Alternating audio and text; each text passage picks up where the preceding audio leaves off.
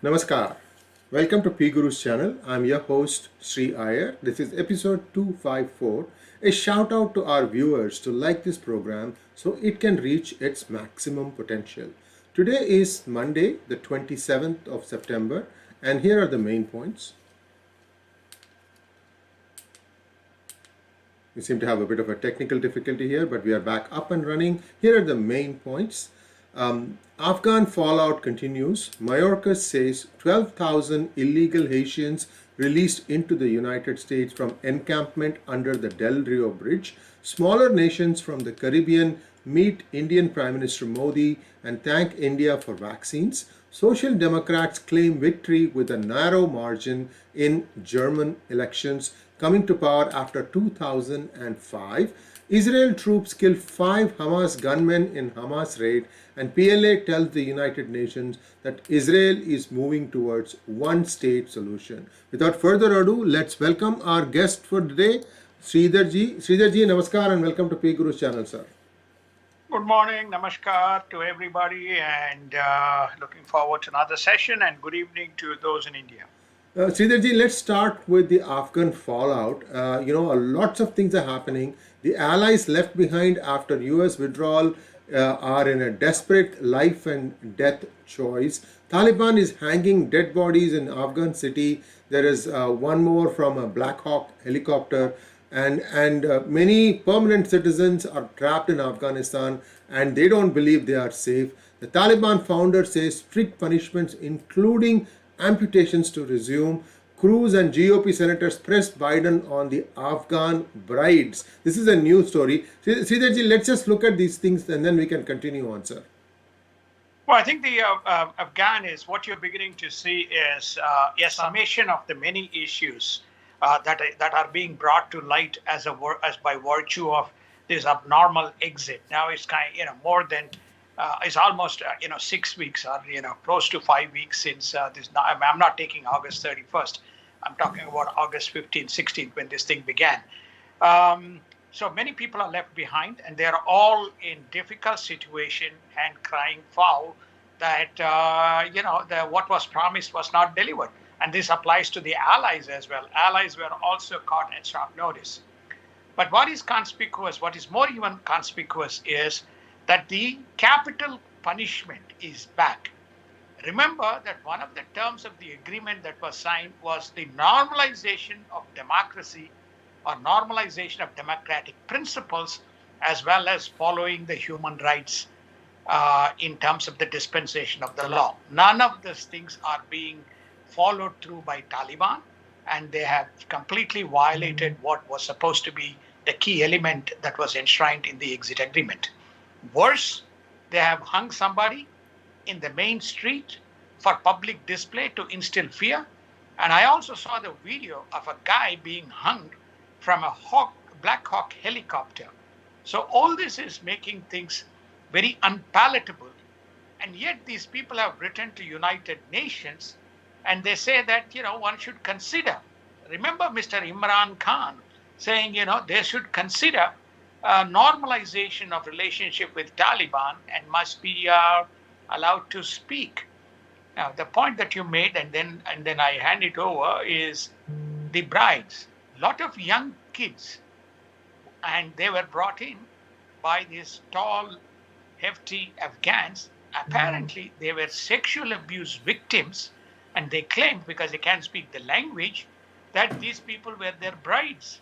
So the people are asking, are we bringing sex offenders and child abusers into United States? Do you have any answers, Mr. Biden?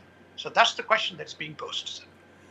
And Italy and Russia are not in a mood to recognize Taliban, but they want to accept aid to people. So this is a humanitarian thing now. And we'll have to wait and see how this plays out. In the meantime, Nancy Pelosi sets Thursday to vote for the 1.1 trillion infrastructure bill that has bipartisan support. Moderates and progressives soften their respective positions on the mega $3.5 trillion Build Back Better Act. And Senator Haggerty says the Democrats are waging war on capitalism through the tax system. So this is fairly clear that the Democrats want to tax the rich to make up for some of the shortfalls or the expenses that they're planning. Is it going to be enough just taxing a few rich people? I don't think it is taxing the few rich people. So it is taxing across. That minimum tax goes up from, corporate tax goes up from 21 to 29%. That means the small businesses are affected. Small businesses are not the most wealthy people either. There's more than 5 million Here, businesses which are in, huh? here. There more than yes, here there's more than 5 million businesses which has a turnover of 100,000 to 150,000 per year. I mean, they're not, rich people. They have to pay a little bit of salary, expenses, rent, and so on. What are they left with? So these are not people who are, rich. The tax is going to cut through right across. One of the reasons why we have not held a fireside is we're just still waiting for this thing to Yes. wrap up before we can have a session and do a detailed breakdown. You'll see it's astonishing. It's still not enough because the dole outs that is being given is enormous, and we have already reported 2 incidences of fraud in the dispensation of some of the stimulus programs. And DHS Mayorkas says 12,000 illegal Haitians were released into United States from the encampment under Del Rio Bridge. Videos have emerged where drug cartels from Mexico are smuggling people into Central Texas. DHS admits approving DACA applicants applicants was in violation of court orders. And senators and Trump say US will never recover from Biden's open borders assault as he reshapes cities and neighborhoods. Sir, this thing about allowing illegal aliens to come in without checking for pandemic and without checking for their papers properly is basically a slap on the face of Trump and his policy to try and limit immigration. But then what about the rest of America? What did America do, sir? Well, I think it is. This is one of the agenda items of our great friend Bernie Sanders and the progressive group. They don't believe in closed borders. They believe in open borders. Now, you are highlighting a couple of these facts, which is namely these people being let in without masks, without COVID-19, testing, without proper documentation. It has reached a stage, even the left-wing publications or left-wing media like CNN and MSNBC are reporting these cases, which is to say, hey, how can you have this type of a policy? But what is worse is 2 important things. One, apparently now there's evidence of videos that I've seen that drug cartels coming into the country and dropping these people right in the middle of very important main neighborhoods in Texas and southern Texas. It's only a matter of time before they drive into Arizona, Florida, and other places. And that's the first part of it. The second part of it, some of these guys who escape, obviously there is some insider help. We reported one incident of these Haitians picking up a bus and driving their way into some place. We also saw from, I think it's Fort Blix or one of those bases, these illegal Afghans who came in and who were kept until such time they were validated and tested, hiring Ubers and getting out. So there is obviously, this is a very concerted and coordinated set of actions, and this cannot happen unless there is some insider help, sir. Texas to hire all the border agents if Biden fires them as the crisis deepens. Borders are now open channels for the invasion of the United States. Indian External Affairs Minister is on a 3-day visit to Mexico with trade and investments the focus and build bilateral partnerships. Smaller nations from the Caribbean meet Indian Prime Minister and thank India for vaccines. The vaccine diplomacy that India launched on, we had predicted it on DGI, is a huge success. And with now India becoming a net exporter of vaccines, I think the sky's the limit in terms of what India can accomplish in terms of human and diplomatic relations. I see all positive stuff, Sridharji. The only thing that I have concern is if India can make the number of vaccines that they think they can make. Your thoughts, sir? Right now, I think that you summarized it quite well. Right now, I know between two manufacturers who have committed something close to 40 million each, 40 million plus 30 million. That I know is 70 million. They have plants opened in Karnataka. They have a plant opened in Gujarat. There are, I think, couple of plants coming up in UP. The Johnson and Johnson has not yet been decided. That Johnson and Johnson is also coming up. They believe they can hit a run rate of minimum 100 million or 120 million, coming from January, 2022. 2022, 2022, no, 2022.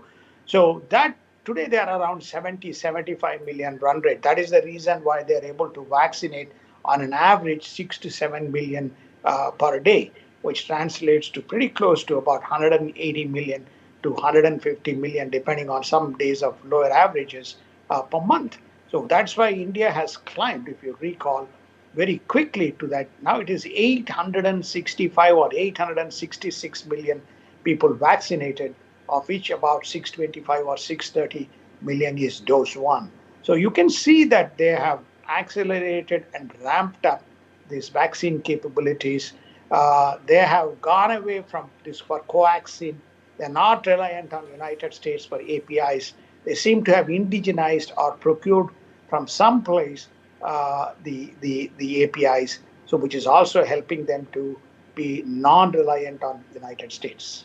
And India and the United States are working towards reconvening Trade Policy Forum early next year. This is one of the outcomes of Modi and Biden discussions. The World Bank makes presentation to the Railway Minister on funding the National Rail Plan that includes a bullet train corridors, dedicated freight corridors, high speed and other infrastructure projects. This would be a massive infrastructure infusion, which would, I think, be very good because infrastructure projects are always net positive, isn't it, Sridharji?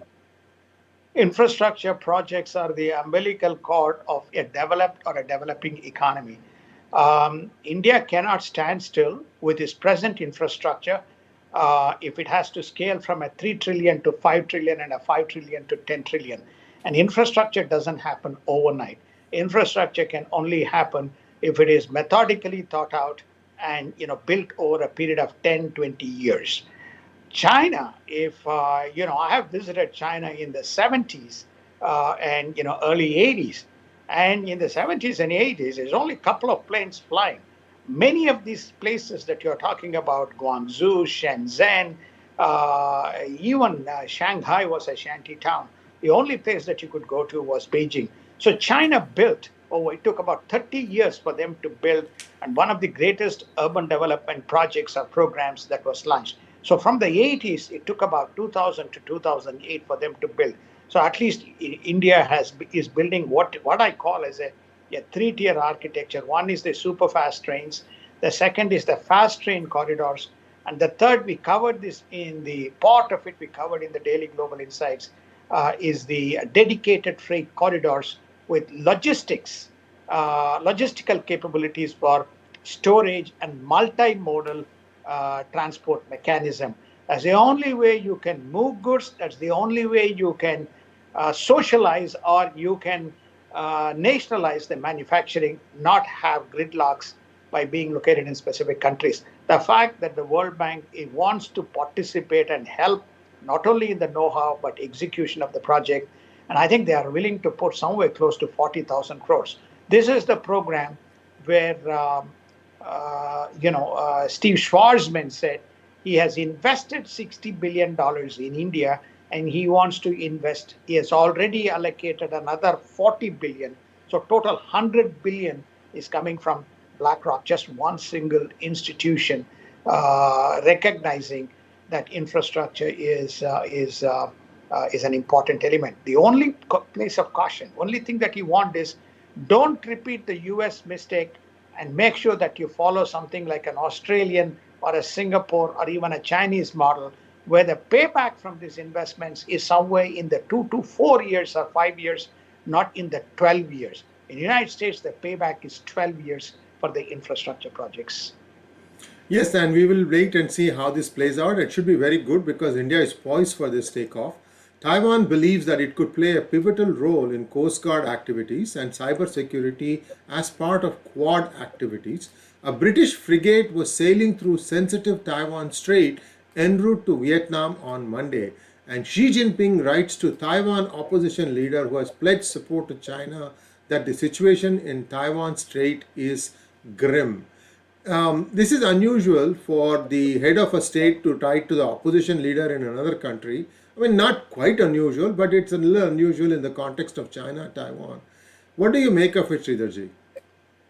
Xi Jinping thinks he owns Taiwan. He Hmm. thinks it's a renegade province which he needs to rein in, very similar to Hong Kong. So he has the audacity to write to the opposition leader. Just as, China writes to people. When China comes to India, when you have a due protocol, it goes and meets the opposition parties and then, has its own, forays violating the due protocols. Imagine Modi going to China and meeting the dissident leaders of Xi Jinping. So this is the guy, who talks about asymmetric principles in terms of his engagement. So it's astonishing that he is trying to make way, but basically divide. He wants to, wherever it's possible, create a wedge. And the opposition leader is far more sympathetic to China in terms of having a dialogue.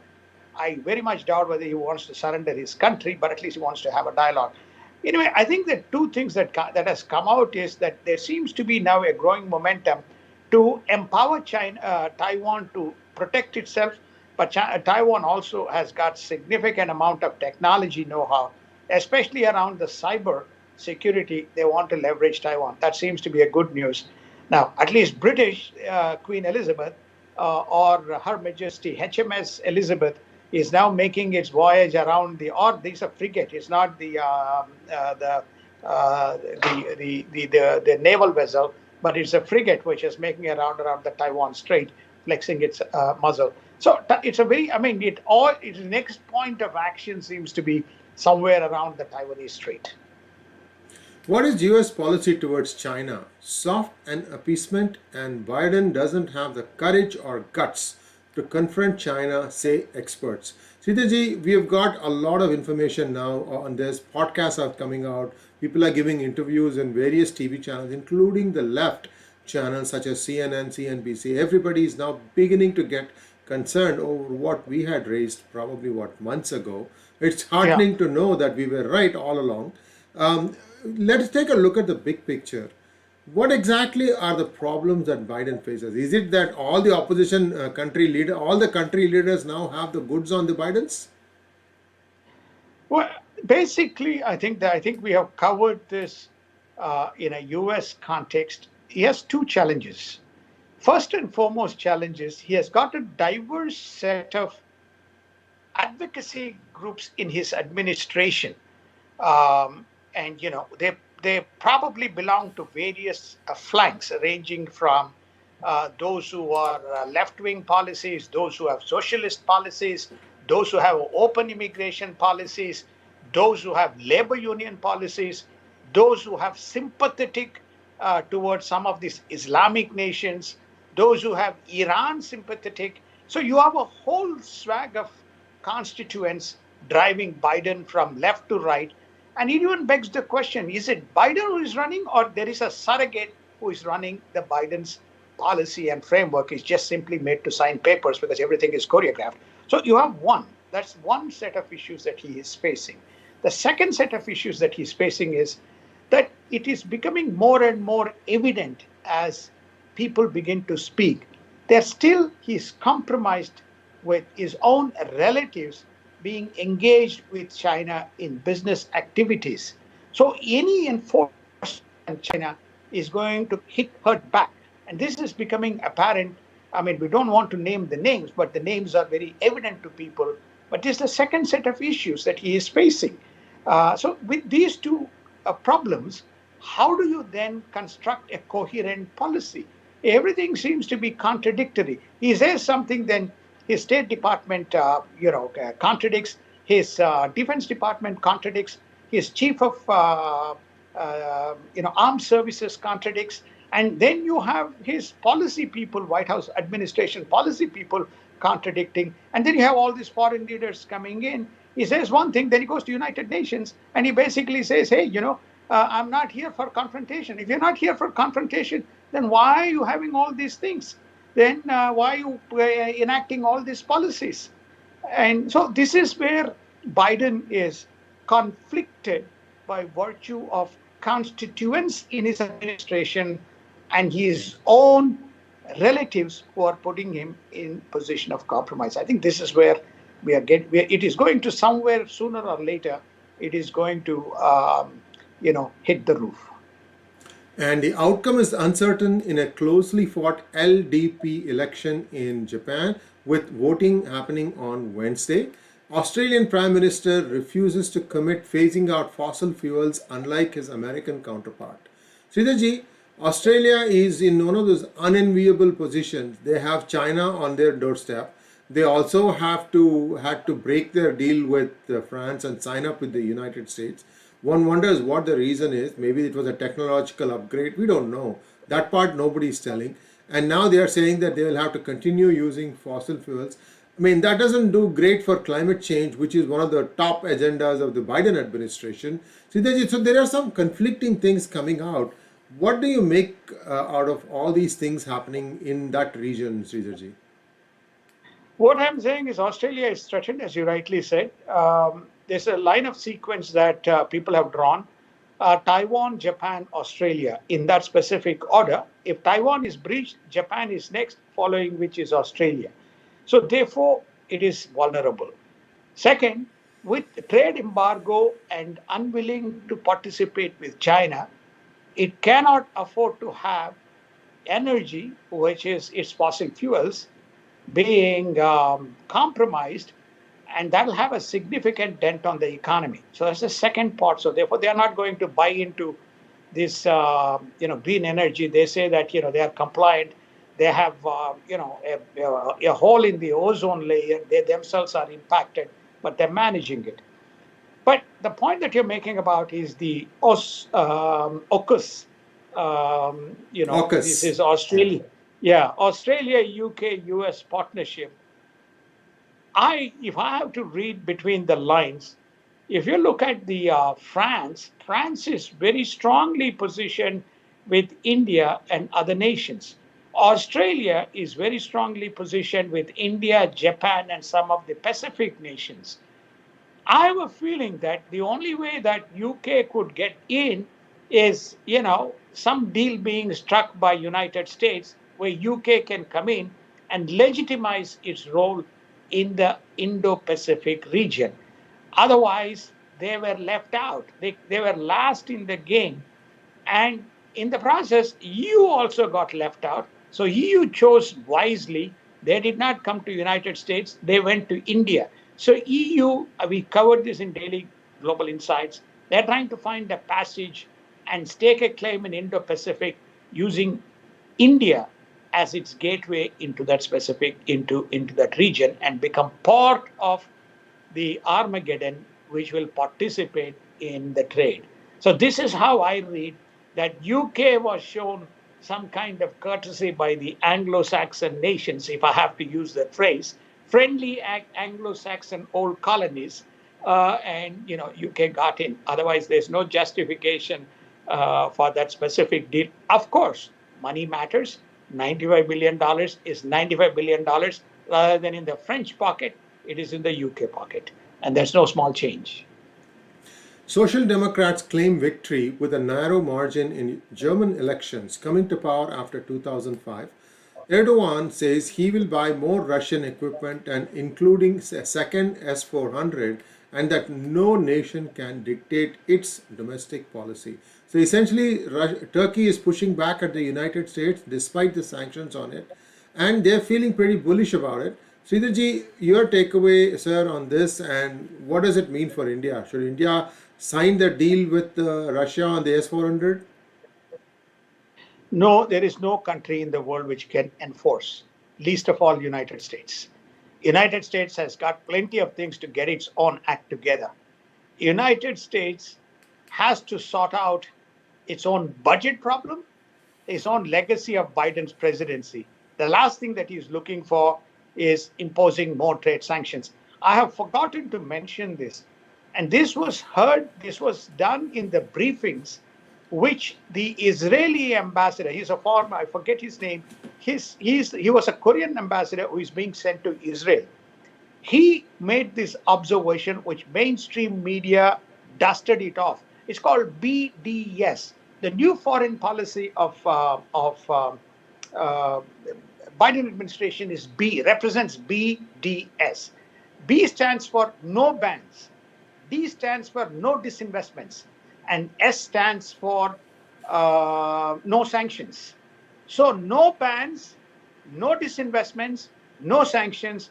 Diplomacy is the way to go. So why would, if you are India, why would you be worried when you are protecting your own country with S-400?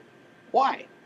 And Turkey is saying, you are not a country to impose on me. I'm not only buying the second S-400, not the first. He's ordering the second S-400. Plus, he's saying, I'm ordering more ballistic and other types of ammunitions to protect myself because I'm in hostile territory. Remember, it's not United States alone. It is also EU. He is part of the EU. None of them are going to act. So why would anybody be worried, sir? Nobody will be worried. So therefore, this is a red herring to say somehow US is going to impose sanctions on India, so India should be worried about the S-400. No, it's not going to be. It should proceed with its own. And now it's all the more justifiable because Biden has left $87 billion with plenty of Black Hawk helicopters there. So why would United States be able to enforce anything? F-35s? India, they're cutting defense budgets. They're reducing the defense budget in United States. So therefore, what's the guarantee the F-35 and the new stealth has funding from the Biden administration? So therefore, I think that when you don't want to have bans, disinvestments, and sanctions, and you don't want war, and you want diplomacy, India should go ahead, as Turkey is going ahead, as Iran is going ahead, as Taliban is going ahead, as Iraq is going ahead, as Al-Qaeda in the Arabian Peninsula is going ahead. Everybody is going ahead with their specific programs. There's no sanctions. And viewers, you need to look at both sides. In the other hangouts that we do, we tend to take a slightly different stance. The idea here is not to try and tell you which is right and which is wrong. The idea here is to give you all the viewpoints and let you make your decision. Two things that stand out here. One is there's a group of people who say that Russia is playing second fiddle to China. And there's another group of people saying that Russia is not playing second fiddle to China.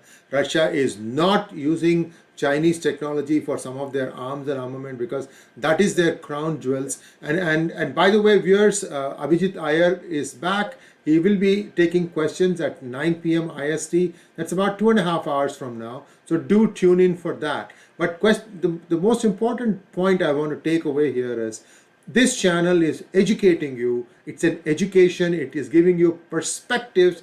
You need to come up to your own decision. You have to make your own decision. Don't go by our word. And thanks for watching and listening. Here's the next news, sir. Israel troops kill 5 Hamas gunmen in Hamas raid, and PLA tells the United Nations that Israel is moving towards a one-state solution. Russia's Lavrov says Mali asked for private Russian military company for help to fight jihadis. The US envoy to travel to Sudan after an attempted coup attempt. Let's take a quick look at this. Is all the Sahel region. Again, we were one of the first ones to kind of take out and put out this thing that there is a lot of activity going on here. Sridharji, your take. So my take is very simple. You can see that in the African continent that you basically have Russia holding its way, France is holding its way, the terrorists are holding its way. Remember, United States put money into Sudan and said that, it's great. The United States Deputy Secretary responsible for Sudan was there, gave them, money and said, let's go back to democracy. 1 week later, we covered this in Daily Global Insight. Yes, 1 week later, you have a coup attempt.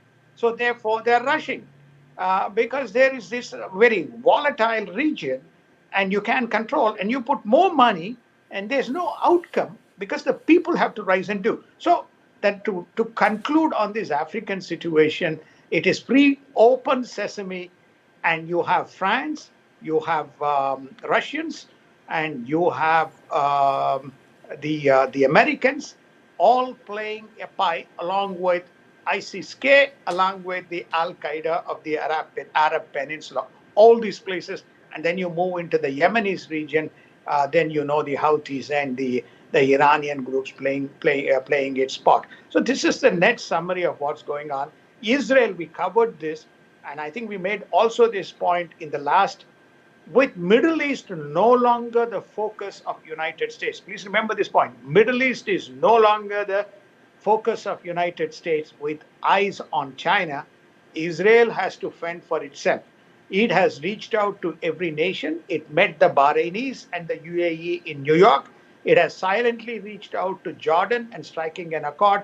It is conceivable that Israel will solve the Palestinian issue by itself with the neighboring nations like Egypt and Jordan and so on.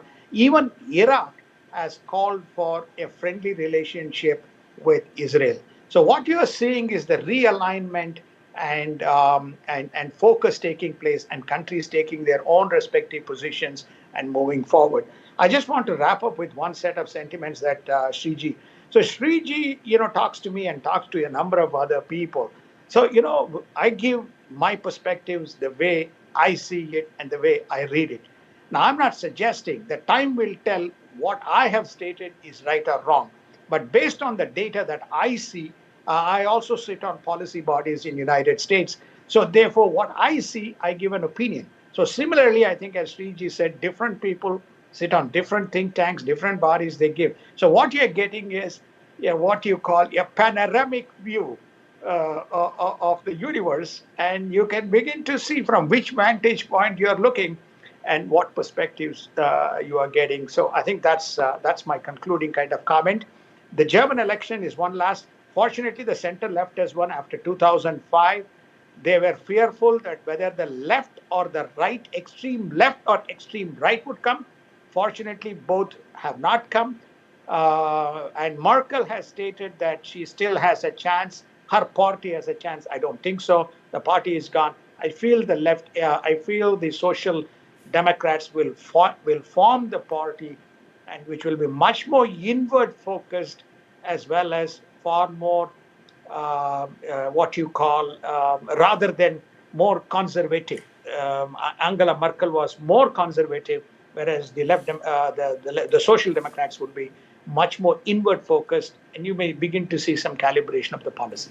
Absolutely. A strong Germany is essential for a strong EU. So we'll wait and see how it plays out. In markets, markets now are pointing to gains after a wild week last week as we conclude the September 30th quarter this week. Sridharji, your thoughts on the markets, and then we can wrap. I think September 30th is here, so I think that we'll begin to see more gyrations as we finish September. Remember, this is a budget week. On Thursday, we're going to have a decision. Until that thing goes on, you're beginning to see, and then China doesn't keep quiet. It just goes on sneezing. So, it began to ban crypto currencies in its country. And what is happening?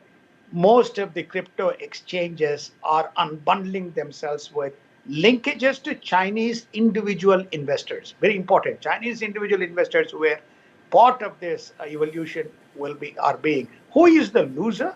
The Chinese common man is the loser, as he is cut off from the mainstream world view of economic activities.